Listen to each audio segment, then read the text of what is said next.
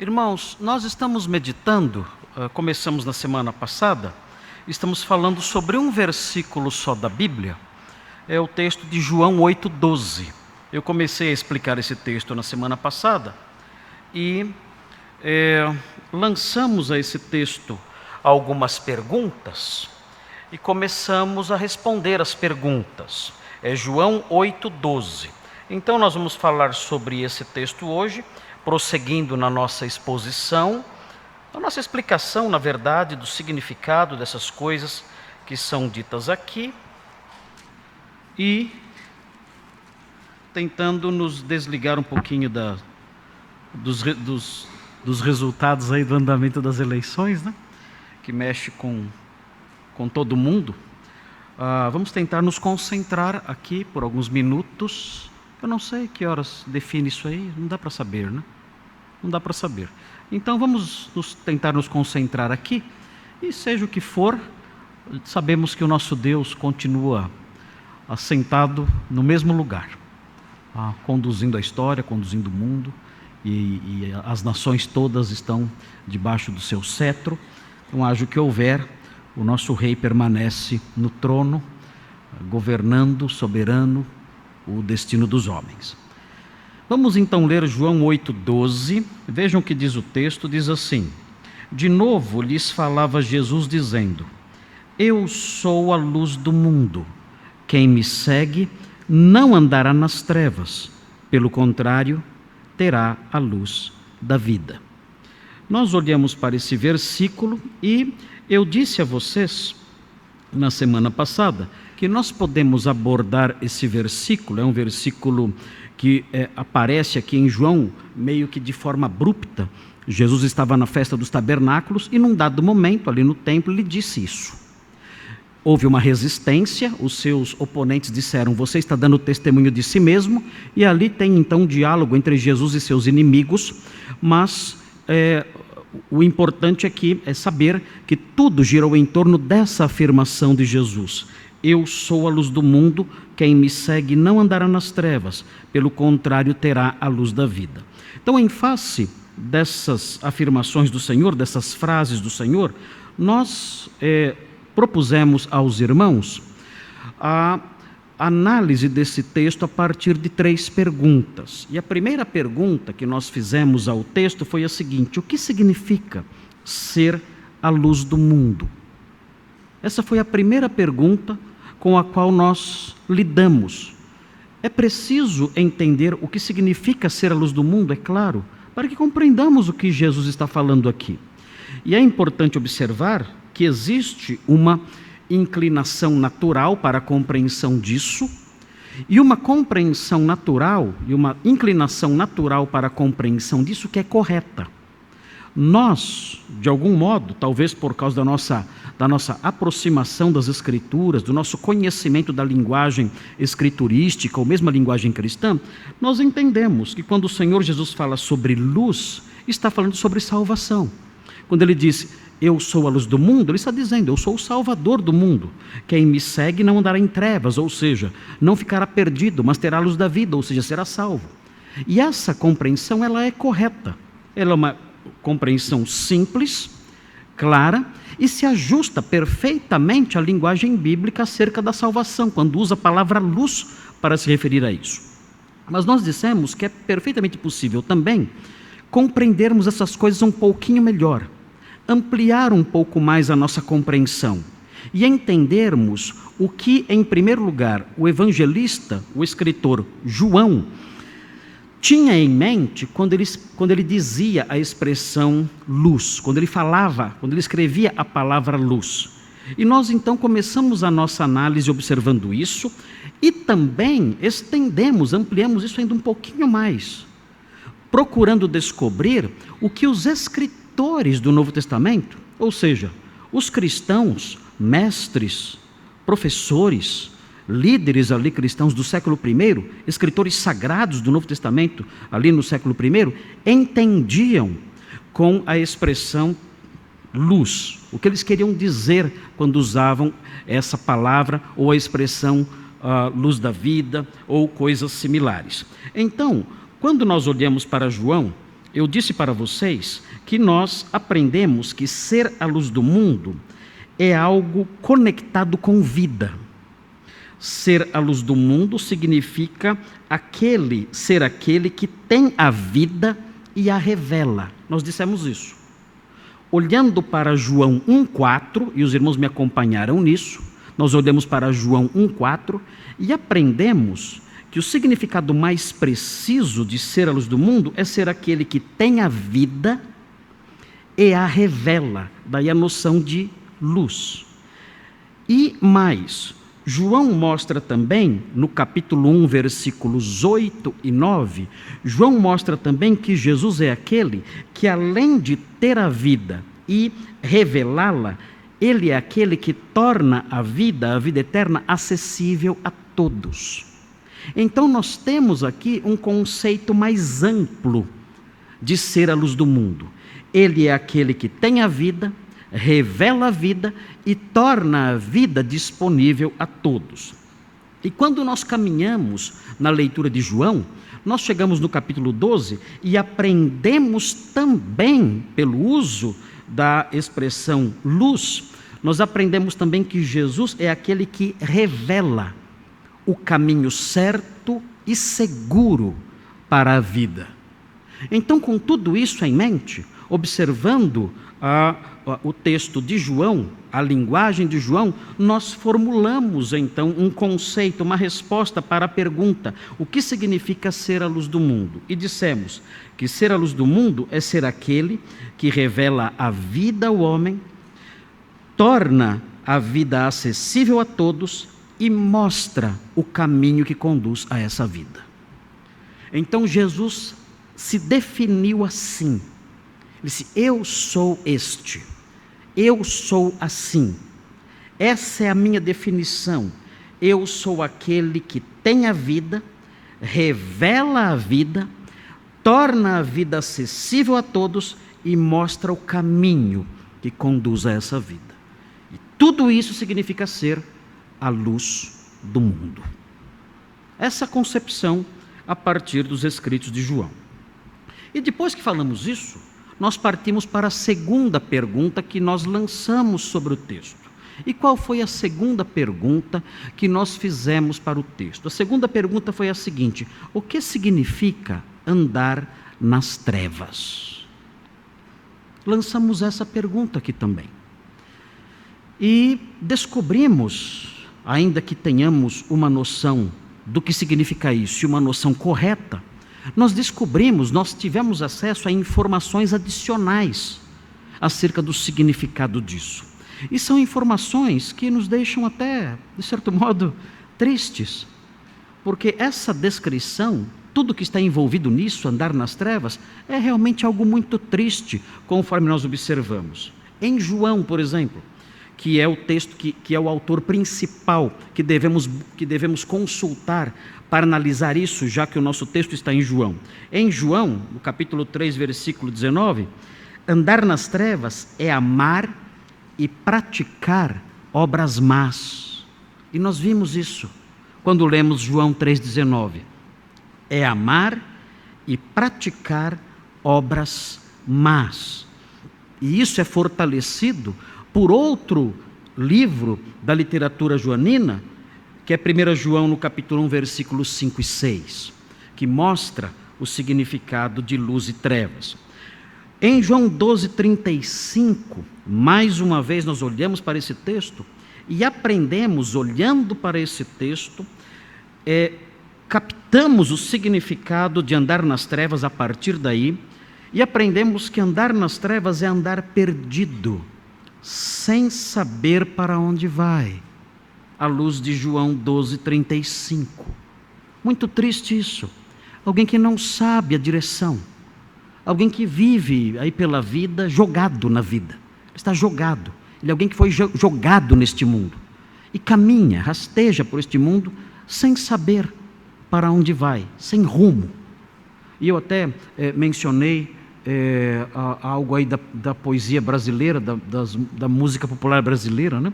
Eu falei que no meu livro Fundamentos da Vida Cristã, eu coloquei uma citação do poeta brasileiro Toquinho. Eu nem sei o nome dele, não deve ser Toquinho o nome dele, né? Mas não sei o nome dele, mas eu mencionei aquela música Aquarela, que fala sobre o desespero da vida. O menino caminha e caminhando chega no muro. E essa aquarela, que é a vida, um dia descolorirá. A total ausência de esperança, o desespero existencial. Por esse tempo também, quando eu estava escrevendo esse livro, que não tem mais, né? Temos que relançar esse livro, eu me lembrei de uma experiência que eu tive quando eu fui visitar, alguns anos atrás, eu fui visitar um castelo em Roma. Eu queria muito conhecer esse castelo, é um castelo muito famoso em Roma, chamado Castelo de Santo Ângelo. É um colosso esse castelo, é um grande castelo que fica bem próximo do Vaticano. E eu queria muito conhecer esse castelo porque ele foi a residência dos papas, além de ter servido de outras utilidades também, para outras coisas também, ao longo da Idade Média. E o Castelo de Santo Ângelo, a princípio, o sítio do castelo foi, na verdade, um mausoléu. Foi o mausoléu do imperador Adriano. O imperador Adriano viveu no século II, ele foi sepultado ali. Então, por alguma razão, eu não sei, eu gosto muito da história da igreja e tudo mais, e eu tenho um pouco de pena do imperador Adriano. Eu li um livro sobre a vida dele, chamado Memórias de Adriano, de Marguerite Yourcenar. É um livro escrito na primeira pessoa. Os irmãos não podem deixar de ler esses livros que eu indico aqui. Todos os livros que eu indico aqui são leitura obrigatória. Se você não ler, você vai ser excluído da igreja. Então, os irmãos devem procurar esse livro, Memórias de Adriano, de Marguerite Yourcenar. É uma obra-prima, é algo simplesmente fantástico. Ela conta a vida do imperador Adriano na primeira pessoa, como se ela fosse Adriano escrevendo. É muito tocante isso.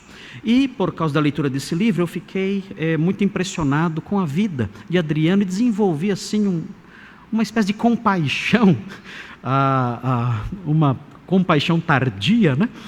Por ele, por causa da sua infelicidade. Quão infeliz era aquele homem que teve o mundo inteiro aos seus pés e era um homem infeliz. E esse homem foi sepultado lá.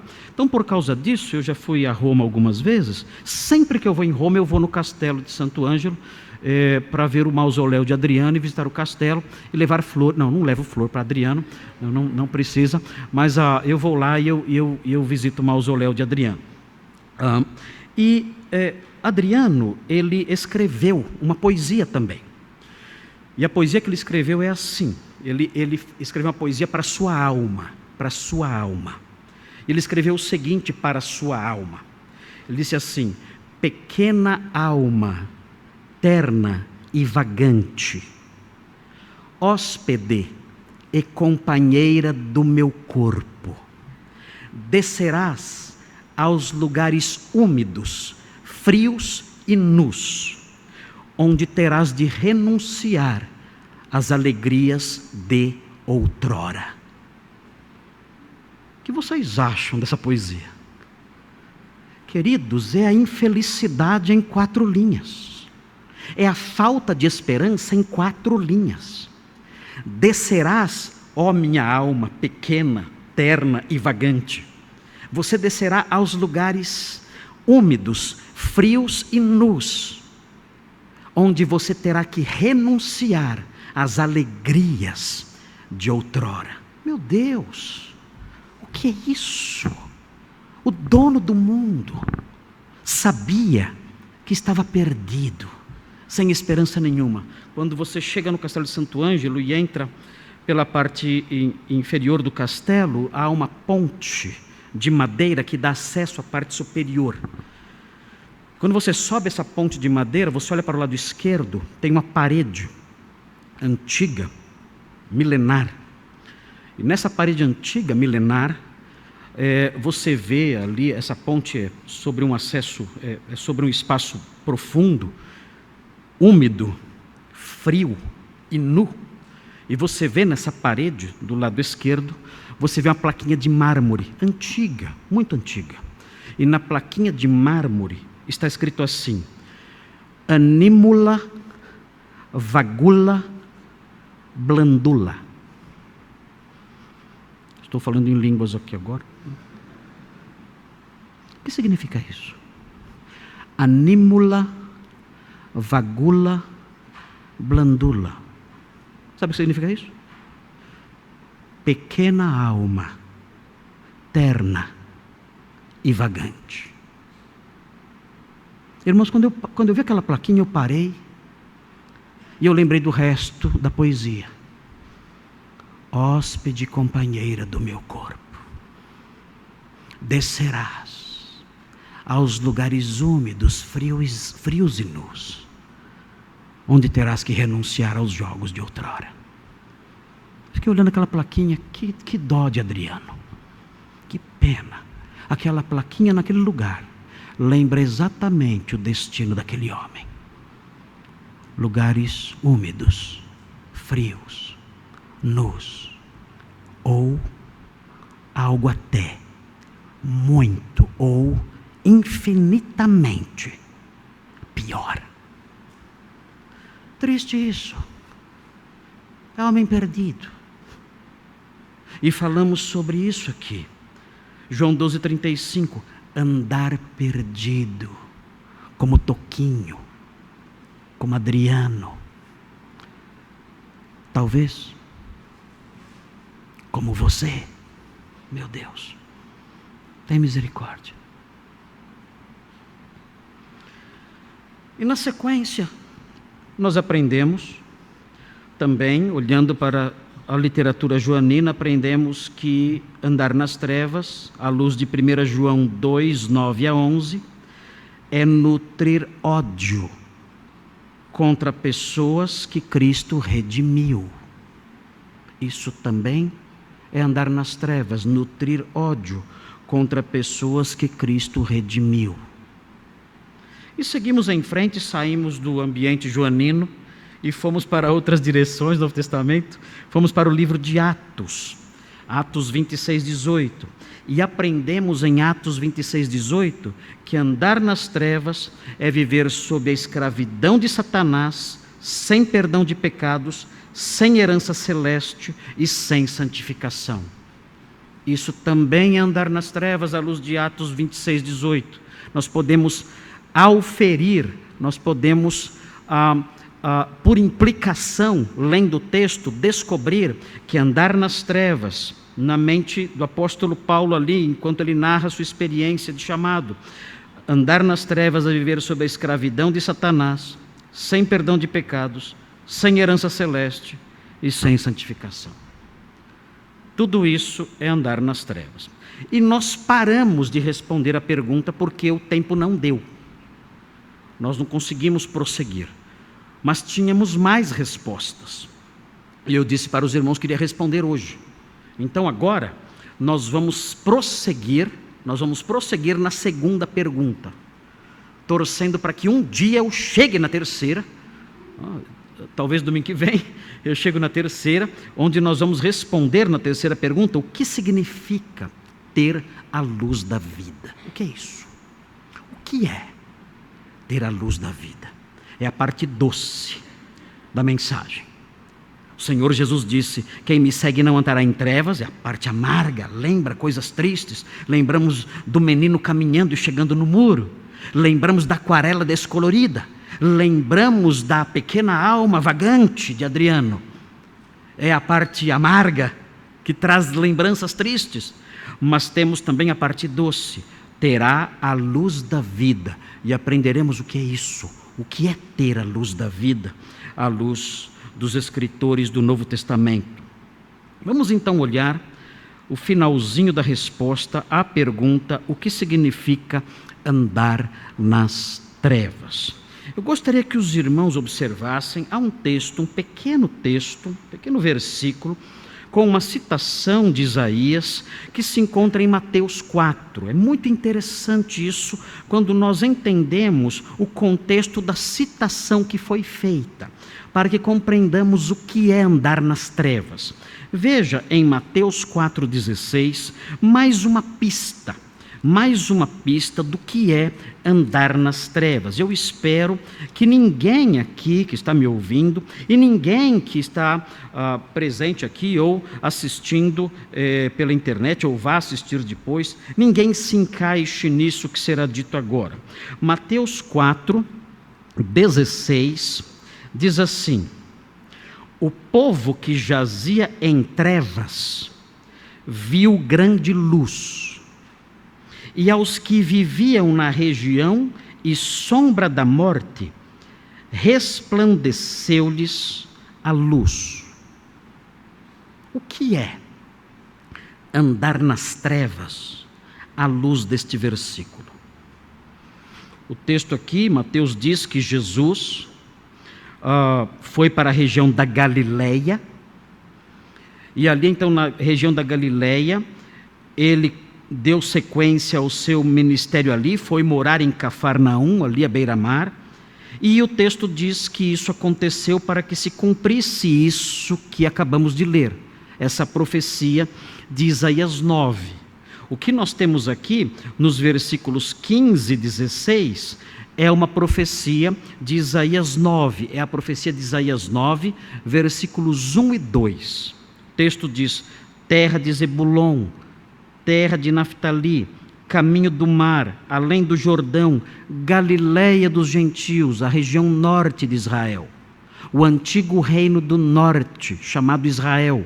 Os irmãos sabem que depois do reinado de Salomão, o reino de Israel foi dividido em dois reinos. O reino das 10 tribos no norte, que envolviam essa região, a Galileia, que envolviam a região abrangida pelas tribos de Zebulon e Naftali, entre outras, e o reino do sul, integrado pela tribo de Judá e Benjamim.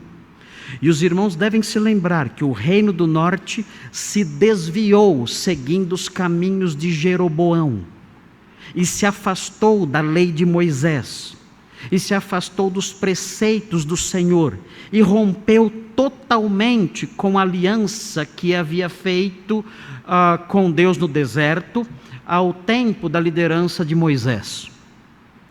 E nós sabemos, quando estudamos a Bíblia, o pastor Nicolas tem nos dado aulas sobre a história dos reis de Israel, a história do Antigo Testamento. Nós sabemos, e chegaremos nesse momento, nós sabemos que no ano 722, são datas que os estudantes de Antigo Testamento têm decor. Os estudantes do Antigo Testamento têm algumas datas que eles decoraram, relacionados a esses episódios. É a queda do reino do norte, no ano 722 a.C., todo aluno de primeiro ano de teologia decora essa data.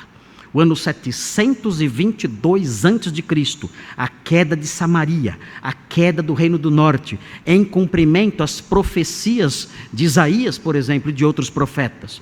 E outras datas que são decoradas também: o ano 605, o ano 597 e o ano 586, que marca as 3 invasões dos babilônios ao reino do sul.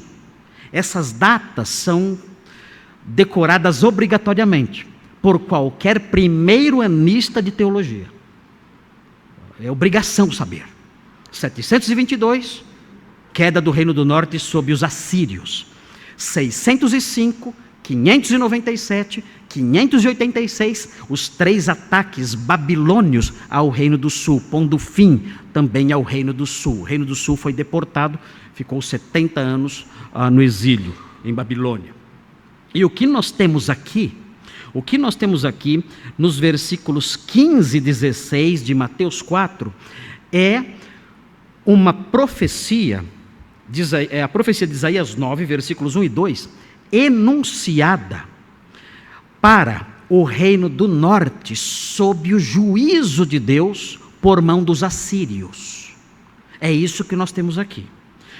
O que esse texto mostra, versículos 15 e 16, é um texto que mostra a condição do reino do norte, depois que os assírios, em 722, invadiram aquela região. Vejam de novo agora o texto. Observem o texto de novo, tendo essa informação em mente. Terra de Zebulon, terra de Naftali, caminho do mar, além do Jordão, Galileia dos gentios, todo o espaço ali no norte que foi invadido pelo reino de pelo povo de Salmaneser, os assírios. O povo que jazia em trevas. O que é isso? É o povo que foi invadido, saqueado, destruído, assassinado, oprimido, escravizado, torturado. O povo que jazia em trevas viu grande luz. A sorte desse povo mudou. E os que viviam na região da sombra da morte. O que é viver na região da sombra da morte? É viver nessa região marcada pela invasão, pelo inimigo feroz, pelo inimigo cruel. É viver na angústia, no desespero, no medo, na solidão. Isso é viver na região da sombra da morte. Se os irmãos quiserem aprender o que aconteceu nesse reino do norte, os irmãos devem ler em casa, quando chegarem em casa hoje, aliviados ou desesperados, quando chegarem hoje em casa, os irmãos poderão ler o 2º livro dos Reis, no capítulo 17. Cheguem em casa e leiam esse capítulo, 2º livro dos Reis, capítulo 17, porque esse capítulo descreve o que aconteceu com essa região. O rei Salmaneser, chegando no século VIII, com os seus exércitos, no ano 722, e destruindo totalmente aquela região.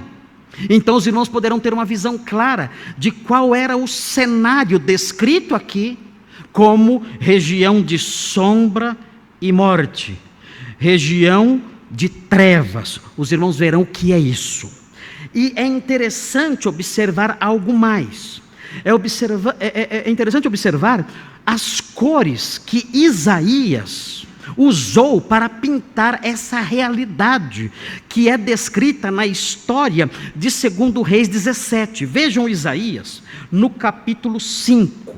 Isaías predisse o que acontece, o que é descrito em 2 Reis 17. Os irmãos estão entendendo o que eu estou dizendo? Estão acompanhando o meu raciocínio ou estou muito confuso? Não? Todos estão entendendo? Então notem, o reino do norte foi invadido. A história dessa invasão está em 2º livro dos Reis, capítulo 17, que os irmãos vão ler hoje, depois do Fantástico. Existe Fantástico ainda? Não sei, né? Mas os irmãos vão ler hoje, antes de dormir, esse texto. E vão aprender qual foi o cenário. Aquele cenário é o cenário de sombra e de morte. E Isaías, no capítulo 5, predisse algo acerca daquele cenário. E vejam as cores que ele usou para descrever aquele cenário. Vejam que cores horríveis. Isaías 5. Vejam, Isaías 5, 24. Tudo isso para aprendermos o que é viver na escuridão. O que é viver na escuridão. Todas essas informações nos dão elementos para formar um quadro. Um quadro que mostra, viver na escuridão é isso. Vamos então ver aqui, Isaías 5, 24. Vejam o que o texto diz. Isaías prevendo a destruição de Samaria e do reino do norte. Pelo que? Isaías 5, 24. Como a língua de fogo consome o restolho, e a erva seca se desfaz pela chama, assim será a sua raiz, Samaria, reino do norte, como podridão, e a sua flor se esvaecerá como pó, porquanto rejeitaram a lei do Senhor dos exércitos e desprezaram a palavra do Santo de Israel. Por isso se acende a ira do Senhor contra o seu povo. Isso é viver nas trevas, debaixo da ira de Deus, povo contra o qual estende a mão e o fere, de modo que tremem os montes, e os seus cadáveres são como monturo no meio das ruas. Com tudo isso, não se aplaca a sua ira, mas ainda está estendida a sua mão. Essa é a região da sombra da morte. Essa é a região das trevas. É luto, é desespero, é sofrimento. O texto prossegue. Ele arvorará o estandarte Ele arvorará o estandarte para as nações distantes, a Assíria, e lhes assobiará para que venham das extremidades da terra. E vêm apressadamente. São os exércitos assírios. Não há entre elas cansado. É impressionante isso. Eles eram de longe, eles não se cansam, eles marcham sem parar. E vejam, nem quem tropece, ninguém tosqueneja, ou seja, ninguém cochila, ninguém dorme, eles marcham sem parar. É impressionante o vigor desses soldados. E eles vêm sobre Samaria, nem dorme, não se lhe desata o cinto dos seus lombos, nem se lhe rompe das sandálias a correia. Eles não tiram as sandálias e eles não tiram o cinto para poder continuar marchando. É impressionante isso. É uma blitzkrieg, é assim que fala, a blitzkrieg, é esse o nome? É isso? É um avanço veloz, não param de marchar, invadindo a terra. E vejam a crueldade desses homens. As suas flechas são agudas e todos os seus arcos retesados. As unhas dos seus cavalos dizem-se de pederneira. A ideia aqui é de que saem faíscas das unhas dos seus cavalos, dos seus cascos, saem faíscas. E prossegue, e as rodas dos seus carros um redemoinho veloz. O seu rugido, o rugido desse exército, é como o do leão. Rugem como filhos de leão, e rosnando arrebatam a presa, e a levam, e não há quem a livre. Bramam contra eles naquele dia, como o bramido do mar. Se alguém olhar para a terra, eis que só há trevas e angústia, e a luz se escurece em densas nuvens. É a região das trevas, da sombra e da morte. O que é então isso? O que significa então viver nas trevas à luz de Mateus 4,16? Viver nas trevas, quando nós fazemos uma analogia com essas informações históricas, viver nas trevas, alguém pode viver nas trevas hoje, é viver com medo, é viver em solidão, miséria, desespero, tristeza, luto e perda. Queridos, isso é simplesmente aterrador.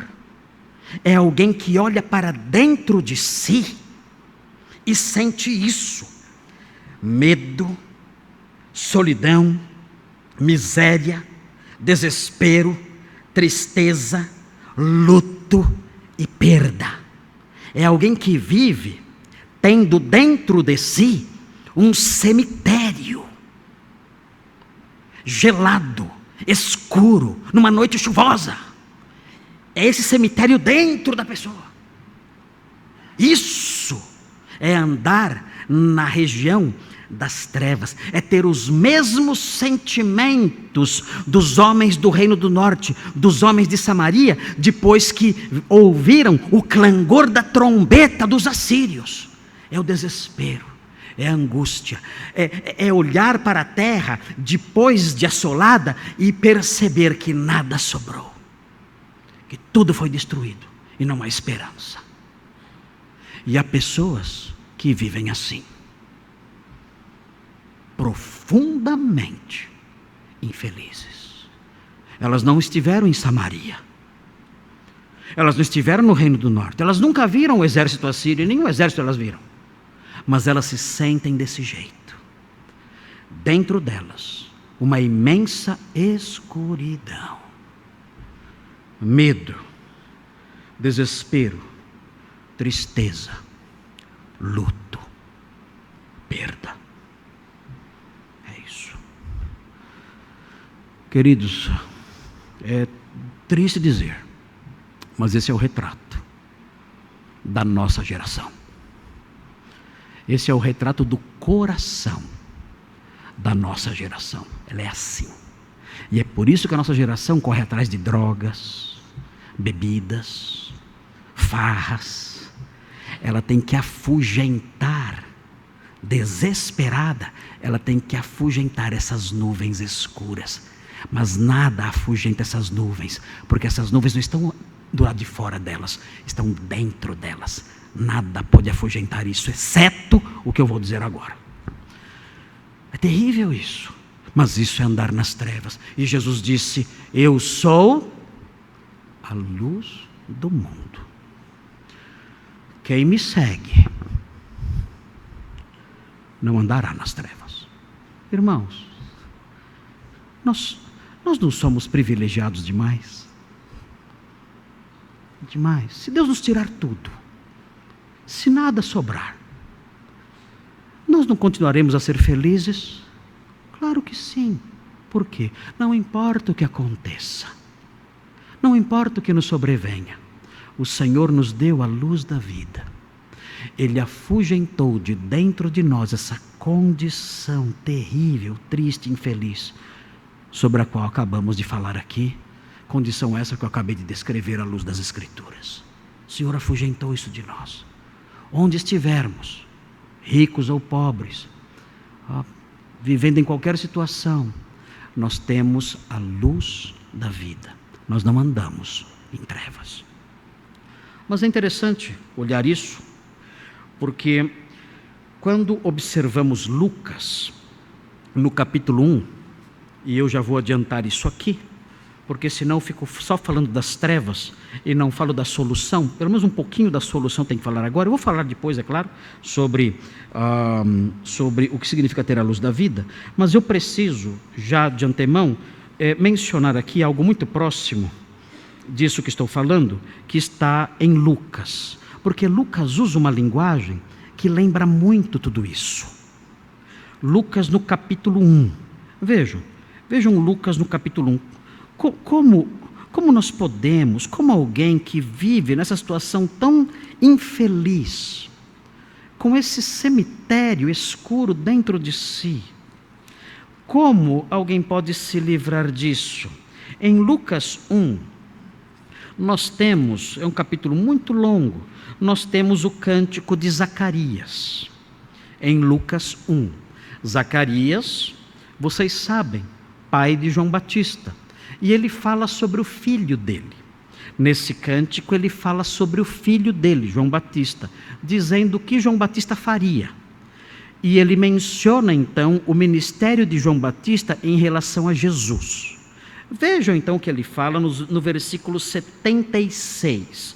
Lucas 1, 76. Eu vou ler até o versículo 79. Diz assim: tu, menino, esse menino é João Batista.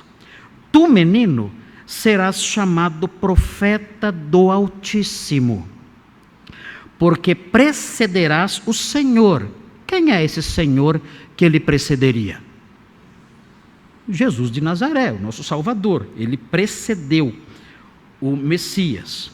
Ele preparou os caminhos do Senhor. O texto prossegue dizendo isso: preparando-lhe os caminhos. É a voz do que clama no deserto, né? Preparai o caminho do Senhor. 77. Para dar ao seu povo conhecimento da salvação, no redimi-lo dos seus pecados, graças à entranhável misericórdia de nosso Deus, pelo qual nos visitará o sol nascente das alturas. O quê? Quem vai nos visitar? Pela misericórdia de Deus, para dar salvação ao seu povo, para redimi-lo dos seus pecados, o sol nascente das alturas nos visitará. Ele prossegue, numa linguagem que evoca o texto que nós lemos em Mateus, e diz, 5:79, para alumiar os que jazem nas trevas e na sombra da morte, e dirigir os nossos pés pelo caminho da paz. O sol das alturas virá e vai nos visitar. E vai nos visitar para alumiar os que jazem nas trevas e na sombra da morte, para iluminar aqueles que dentro de si têm medo, solidão, miséria, desespero, tristeza, luto e perda. O sol nascente das alturas nos visitará para iluminar os que vivem assim, a fim de que os pés dessas pessoas sejam dirigidos pelo caminho da paz. Qual é a saída para essa vida miserável? Qual é a saída para essa vida miserável? É a diversão? É a educação? É um remédio? A remédio você esquece tudo. É tomar um remédio? É fazer um tratamento? Qual é a solução para o cemitério presente no coração? A solução é ser visitado pelo sol nascente das alturas, que ilumina quem está nas trevas e conduz a pessoa pelo caminho da paz. Nós sabemos o nome do sol nascente das alturas. Sabemos quem ele é. Ele veio aqui e disse: eu sou o sol nascente das alturas. Eu sou a luz do mundo. O que fazer? Senhor Deus, eu sou alguém que mora nas regiões de sombra e morte. Sou eu. Eu moro nas regiões de sombra e morte. Eu sou como o menino que caminha na direção de um muro. Eu olho para a minha vida, uma aquarela que se descolore a cada dia. Eu olho para a minha alma e não vejo esperança. Ela caminha para os lugares úmidos, frios e nus. Eu já experimento esses lugares agora. Eu ando nas regiões de sombra e morte. Tem misericórdia de mim, sol nascente das alturas, e ilumine os meus pés no caminho da paz. Eu recebo, ó luz do mundo, eu recebo como meu Redentor. Perdoa os meus pecados, salva-me, ilumina-me e conduza os meus pés nos caminhos da paz. É a única solução. Não há outra solução para a nossa geração. Não há. Queridos, temos aqui nesse conjunto de textos elementos para a formação de um conceito do andar em trevas. E eu vou terminar mencionando mais um conceito de andar em trevas. E eu vou terminar. Acho que hoje eu termino na hora certa. Eu acho. E aí os irmãos vão poder pensar em outras coisas. Bem menos importantes. Mas o outro conceito que eu quero apontar, além disso que eu mencionei, todos esses fatores que eu mencionei, os conceitos presentes em João, os conceitos presentes em Atos, agora em Mateus 4,16, à luz dessas citações todas e do significado delas, há um último texto que eu quero destacar, que vai nos ajudar a compreender o que é andar na escuridão. E nesse próximo texto, andar na escuridão não é tanto algo interior. O texto de Mateus 4 parece evocar a noção mais do medo, do desespero, da angústia. São realidades tristes dentro da pessoa. A pessoa sorri, mas dentro dela há um coração de mármore, frio, gelado, infeliz. A pessoa faz suas selfies sorrindo, ali, mas essa selfie não mostra o coração cinzento dela. Ela continua ali angustiada, triste, infeliz, com pensamentos suicidas, desesperada. Então, o texto que nós lemos agora, de Mateus 4, aponta para essa realidade. Mas o texto que vem agora mostra o andar nas trevas no mundo exterior. Um andar nas trevas que vem para fora. Um andar nas trevas que você pode perceber, você vê o andar nas trevas da pessoa. E esse texto é Romanos 13, versículos 12 e 13. Esse texto é um texto muito famoso na história eclesiástica, na história do cristianismo, porque foi o texto que Deus usou para conduzir Agostinho de Hipona à conversão. Agostinho de Hipona, ele se converteu com 30 e poucos anos de idade, e ele já vinha sendo evangelizado já desde pequeno por sua mãe, e teve encontros com vários homens de Deus também que orientaram, mas ele sempre vinha rejeitando. O próprio Ambrósio de Milão, um bispo famosíssimo da igreja antiga, conversou com ele sobre esses assuntos. Ele ouvia os sermões de Ambrósio de Milão, na igreja de Ambrósio, onde Agostinho morava em Milão com sua mãe, morou em Milão com a sua mãe. E por esse tempo, ao tempo em que ele conheceu o bispo Ambrósio de Milão, ele ainda, com o coração endurecido, não dava ouvidos ao evangelho, ainda que o Senhor estivesse aos poucos amolecendo ali a sua alma. Ele andava na escuridão, ele andava num deserto. Ele descreve isso no seu livro Confissões, Confissões de Agostinho. É outro livro obrigatório aqui na igreja. Então os irmãos podem comprar depois e ler aí. Depois a tesouraria vai disponibilizar uma verba geral para todo mundo comprar livros aqui na igreja. Vocês acham boa ideia essa ou não? Boa ideia, né? Pensou que seria bom, né? Além da picanha, livro também. Prometer picanha e livros, seria bom. Mas esse livro é baratinho. Confissões de Agostinho, ele conta a trajetória da sua conversão, muito tocante. Agostinho escreve de um modo muito tocante. É muito difícil você ler Agostinho e não ficar emocionado, não chorar com as palavras que ele usa. Ele faz construções literárias que são demais, são fenomenais. Aquele homem era um gênio. E ele escreve todas essas confissões, claro, ele escreve com uma oração a Deus. O livro todo é ele orando, o livro inteiro é uma oração de 400 páginas, ele ali falando com Deus, contando a sua história para Deus, dizendo a Deus: olha, Senhor, o que o Senhor fez comigo, olha como o Senhor me alcançou, veja, Senhor, como o Senhor agiu em mim. E ele vai contando isso ali nesse livro. É um livro maravilhoso. Os irmãos vão gostar muito das Confissões de Agostinho. E o que aconteceu? Num dado momento, quando ele estava em Milão, numa casa em Milão, ali ele era professor de retórica, tinha outros professores que moravam com ele, tinha mais um professor que morava com ele, e também o seu filho Adeodato. E ele leu uma biografia escrita por Atanásio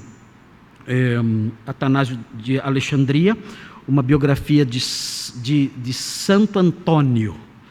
Não era o santo casamenteiro, não. Santo Antônio, quem falasse Santo Antônio na época ia se lembrar de um ermitão. E ele leu a história desse ermitão chamado Antônio, ou Antão. E ele leu isso, um livro de Atanásio, escrito no século anterior, e ficou muito emocionado com essa leitura, ao ver o que Cristo havia feito na vida daquele homem. E então ele ali se sentou debaixo de uma figueira e começou a chorar amargamente, triste por sua infelicidade, dizendo: os homens simples se levantam e tomam de assalto o reino de Deus, e eu aqui, com todo o meu conhecimento, rastejo na miséria e na escuridão.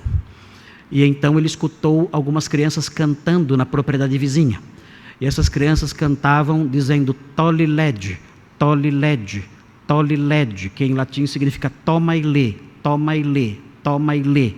Então ele se lembrou que em cima do armário havia um Novo Testamento, e ele achou que esse toma e lê, que as crianças estavam cantando ao lado, era uma mensagem de Deus.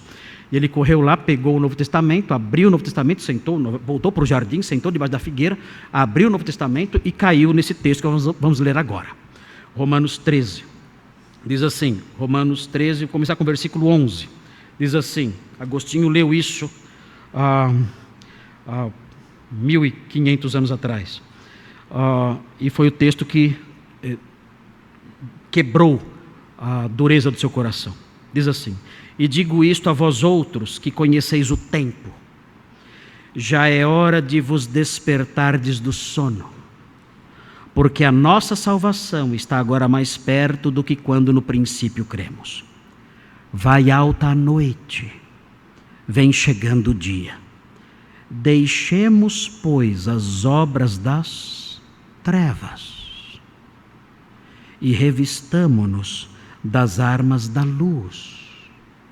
Andemos dignamente, como em pleno dia, não em orgias e bebedices, não em impudicícias e dissoluções, não em contendas e ciúmes, mas revestivos do Senhor Jesus Cristo, e nada disponhais para a carne no tocante às suas concupiscências.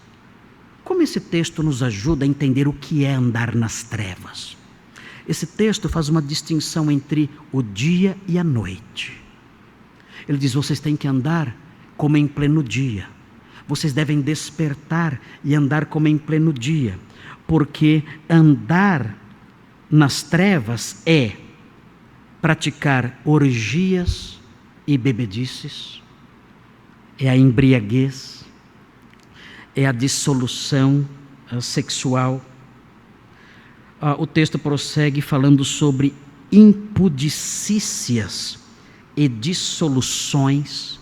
Impudicícias são imoralidades de todo tipo, toda forma de imoralidade. Abandonem, isso é andar na escuridão, andar em orgias e bebedices, andar em impudicícias, qualquer forma de imoralidade, ou dissoluções. Dissoluções são devassidões sem freios. É a pessoa que se entrega à devassidão sem nenhum limite. Ela arranca os limites e se joga em todo tipo de excessos. Isso é dissolução. Não em contendas, intrigas, e ciúmes, invejas. Tudo isso é andar nas trevas. Imoralidades, bebedices, vida desregrada, brigas, contendas, invejas, tudo isso é andar na escuridão. Agostinho fazia tudo isso. Quando ele leu isso, ele disse: meu Deus, meu Deus. O texto, no entanto, trazia esperança, mas revestivos do Senhor Jesus. Naquele momento, quando ele leu esse texto, ele creu em Cristo. Ele disse: naquele instante, meus olhos abriram e um fardo caiu dos meus ombros. E ele diz assim: tarde te amei, ó doçura minha, tarde te amei. É a coisa mais linda da terra essa história. E pode ser a sua história. Pode ser a sua história. Você pode ser o Agostinho de hoje. Você pode assentar hoje embaixo da sua figueira e ler esse texto e dizer: Senhor, perdoa-me. Eu quero me revestir do Senhor Jesus pela fé nele. Eu não quero viver nas trevas, quero viver em pleno dia.